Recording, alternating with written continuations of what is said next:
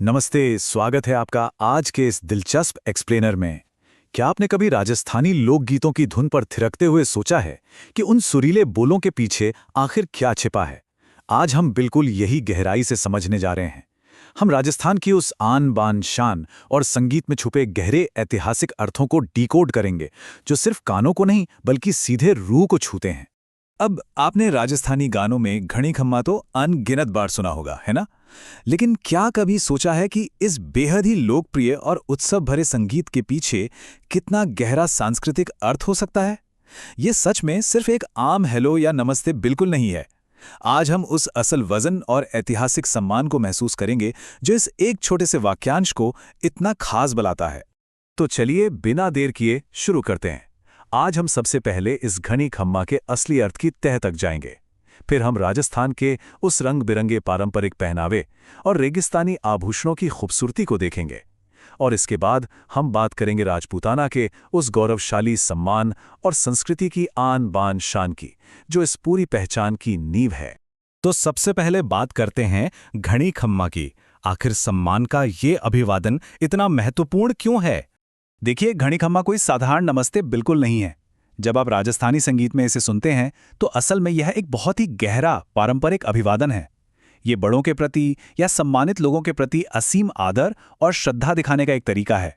गानों में इसका बार बार आना सिर्फ एक धुन नहीं है, बल्कि यह उनकी मजबूत सांस्कृतिक जड़ों और आस्था का एक जीता जागता सबूत है। अब जब हमने सम्मान के इस गहरे भाव को समझ लिया है, तो जरा उन दृश्यों की तरफ चलते हैं जो इन गानों में जान डाल देते हैं। मेरा मतलब है राजस्थानी परिधानों की वो बारीक और अद्भुत सुंदरता। अगर आप इन गीतों के बोलों को ध्यान से सुने तो वो आपके दिमाग में एक पूरी तस्वीर बना देते हैं।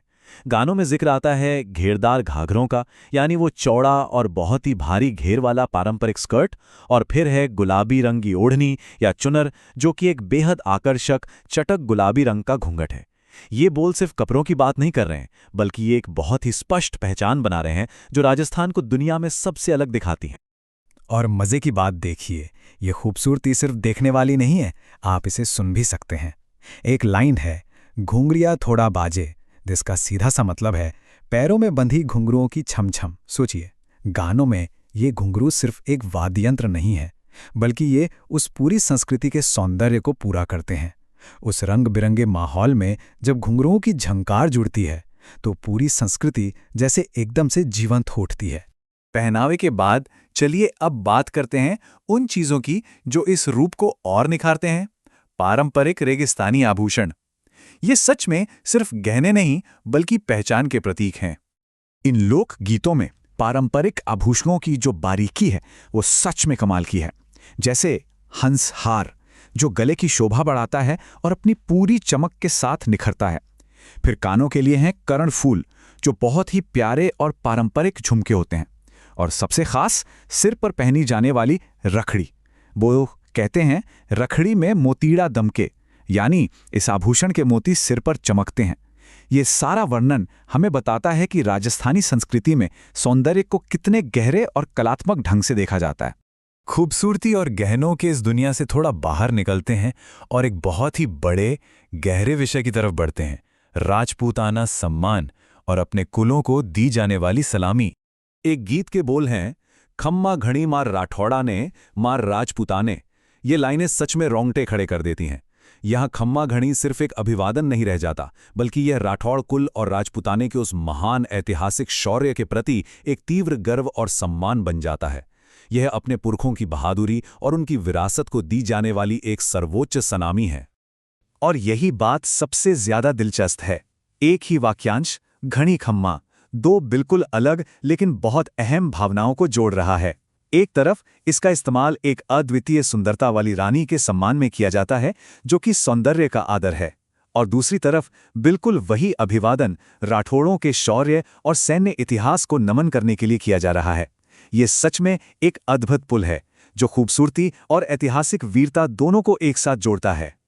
और इस तरह हम आते हैं अपने इस एक्सप्लेनर के सबसे गहरे और दार्शनिक हिस्से पर, आन बान शान की पहचान और अंतिम समर्पण। अगर आप इन गीतों के भावों को समझें तो वो एक बहुत बड़े समर्पण की कहानी कहते हैं। एक बेहद खूबसूरत लाइन आती है, थाणे अर्पण जीवन मारो थाप तन मन भवाराज। ये सिर्फ शब्द नहीं है। ये बताते हैं कि एक व्यक्ति अपनी पहचान के लिए किस हद तक समर्पित है। तन, मन और जीवन, तीनों का अर्पण।